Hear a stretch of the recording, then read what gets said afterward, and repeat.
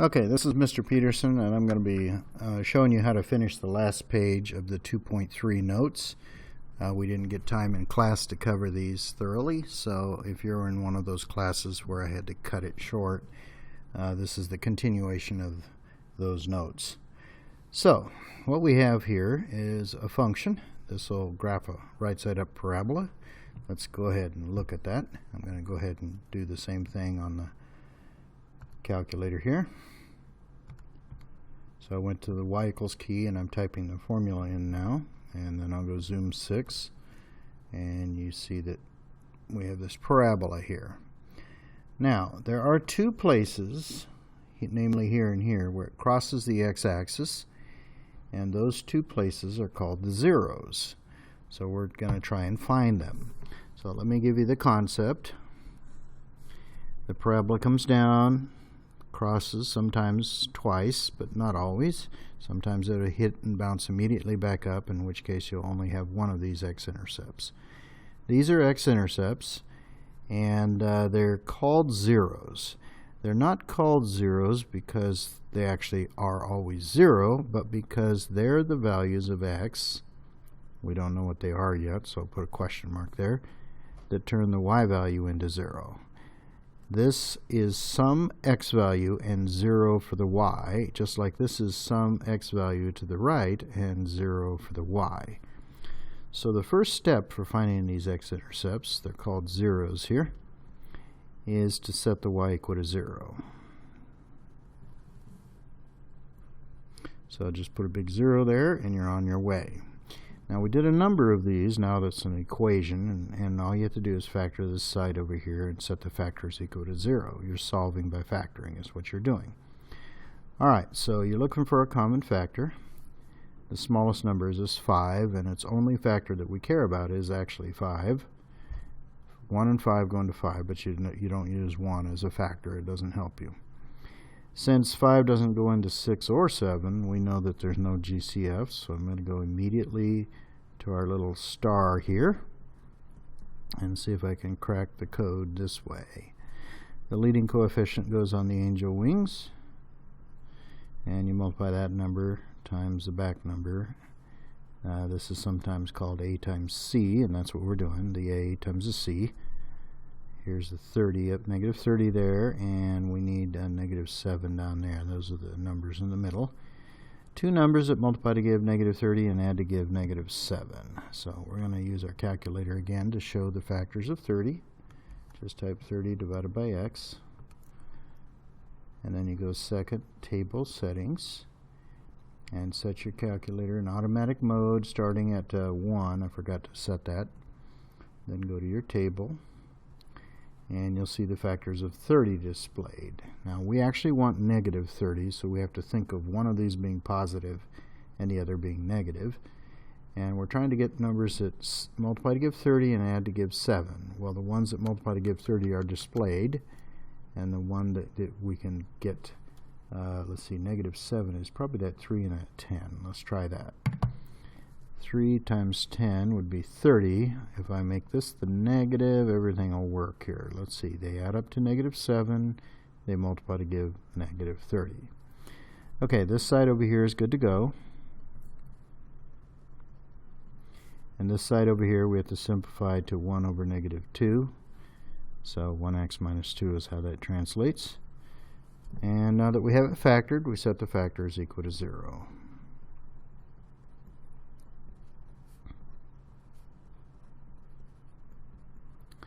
Solve both sides. This one here, we're going to have to take that over and divide by 5. And over here you take the 2 over, you add 2 to both sides as if the effect that we're doing here.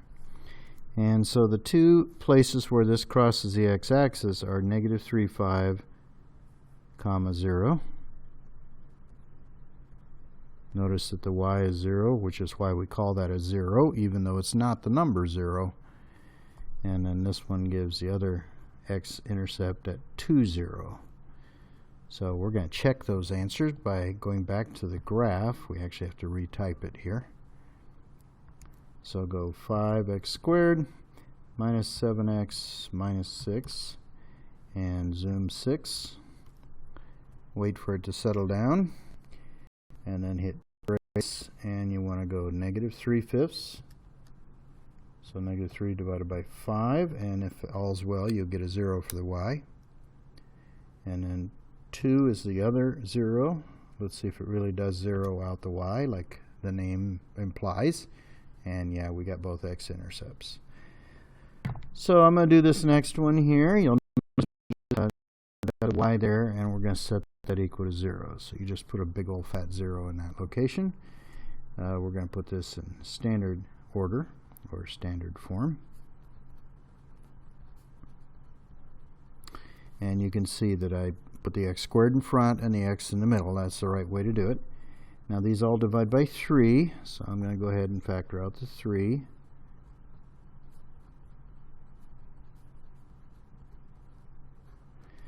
And I'm going to go ahead and set up my factors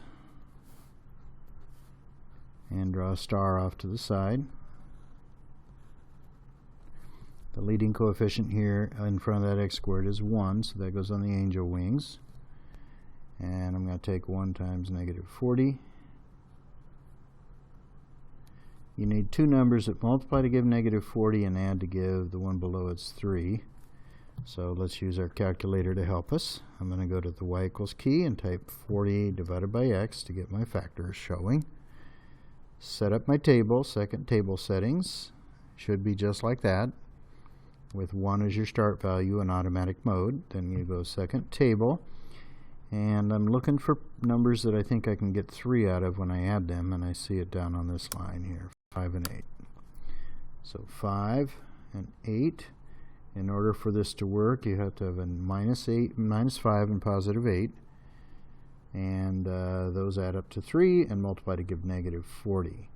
Now normally you would simplify the fractions that are on both sides here, but when you have a 1 on top, that can't happen. So 1x minus 5, that's good to go, and 1x plus 8 on the other end. Setting this equal to 0 is a waste of time. That's nonsense. Here you'll get x equals 5 if you set it equal to 0. And if you set this equal to 0, you get x equals negative 8. So the two zeros are 5, 0 and negative 8, 0. Oops, negative 8, 0. Now let's see if that's true. So I'm going to go back to my y equals key and type in the expression. It doesn't have to be in standard form, but I'm going to go ahead and do that. 3x squared plus 9x minus 120. Zoom 6. When the graph settles down, we'll trace and see if those are the places where it crosses the x-axis. So trace, 5 enter, and sure enough, 5, 0, and you can see it's blinking on that x-intercept over there. And if you type negative 8 enter, you'll get the other one on the other side, and now it's blinking on the x-axis over there. So the zeros, strange name, are 5 and negative 8. They're not called zeros because they're always 0, although that could be the case. They're called zeros because they zero out the y value, which then puts you on the x-axis. Okay, the rest of this note set kind of changes gears here, okay? We are going to come back to circle back to this idea on the last two problems at the bottom of this note sheet. Okay, so what we're supposed to do here is describe the positive intervals and the negative intervals. And I'm going to highlight one of them in orange, and I'm going to highlight the other one in green.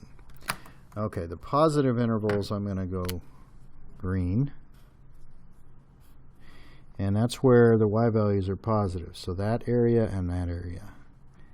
On this one, the positive section is this one. That's where the y values are above the x-axis, and that makes them positive.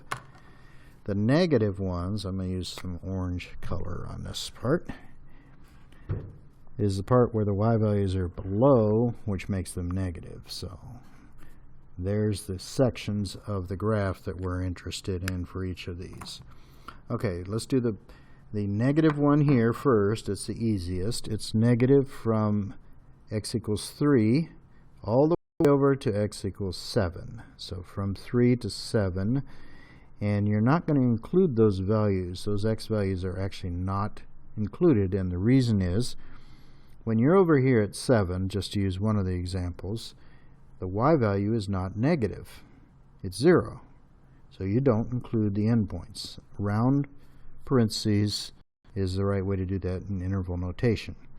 Now the positive section here is from negative infinity on the left to 3, and then it picks up again at 7 and goes all the way to positive infinity. So you're going to put those 3 and 7 in the middle here, but you're starting at negative infinity here, and on the other end you're going all the way to positive infinity.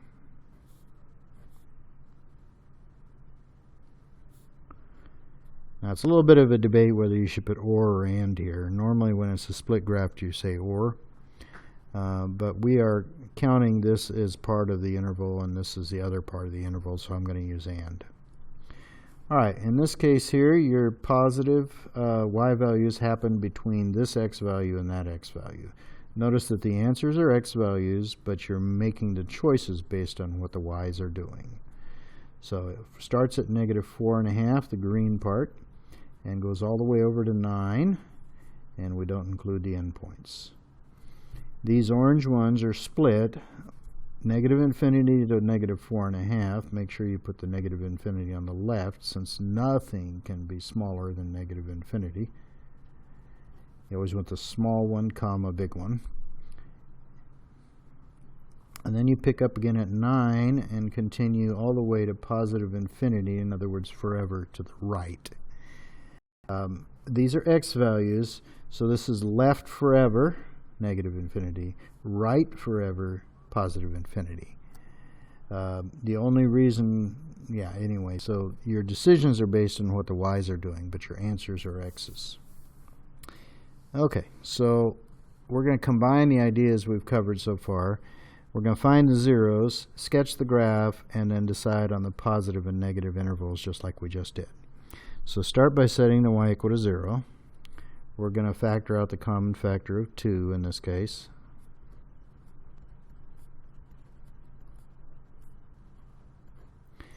Then we're going to take this and factor it.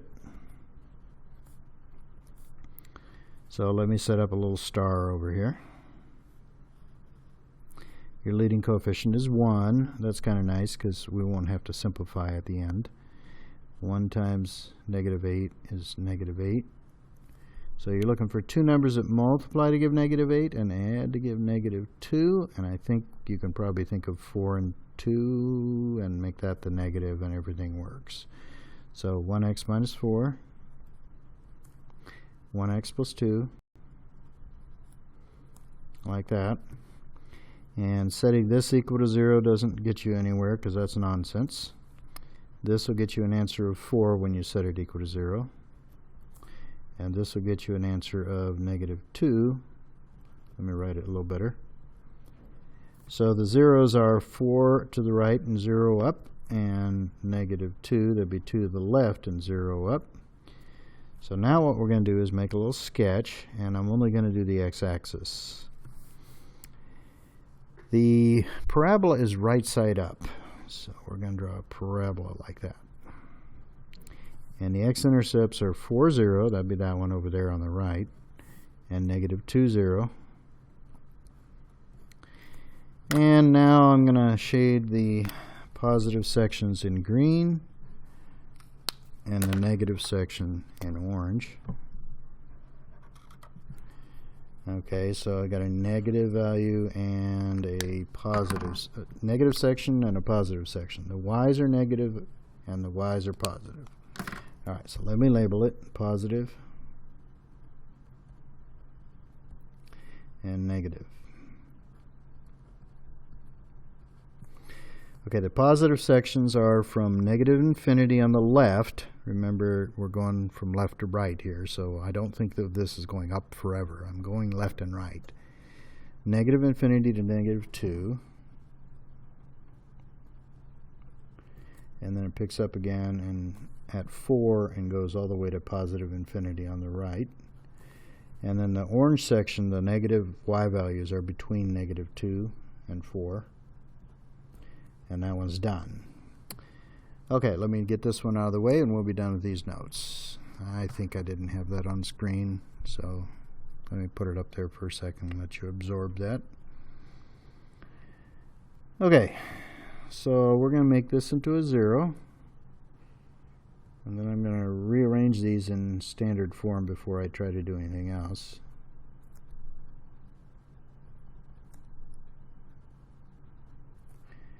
And you'll notice that there's a 3 in each of these, but when you've got a negative in the front, you want to pull a negative number out. That divided by that gives this divided by this gives 8x, and that divided by negative 3 is positive 16. And we have an easier problem here. We won't have to use a star because these are perfect squares, and this trinomial is a perfect square trinomial. So let me show you how to factor that without the star. X times x to get my x squared, 4 times 4 to get my 16, and you always borrow the middle sign. So when you set this equal to 0, you're kind of wasting your time, since it never will equal 0. But both of these lead to the same answer. Setting them equal to 0 gives negative 4 for your 0. So let's draw a little sketch of this thing. It's going to look like this. Negative 4, 0 is the place where it hits the x-axis, and it's an upside down parabola.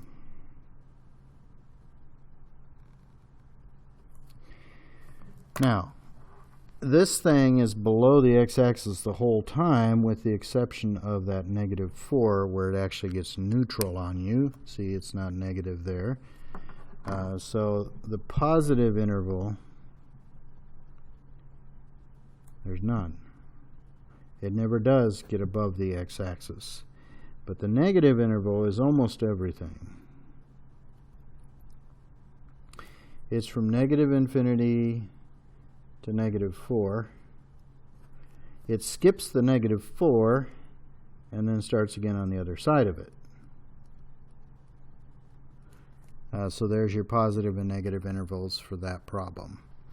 Basically, you find the zeros, draw your sketch based on whether this is right side up or upside down, and then return to the ideas I discussed up here.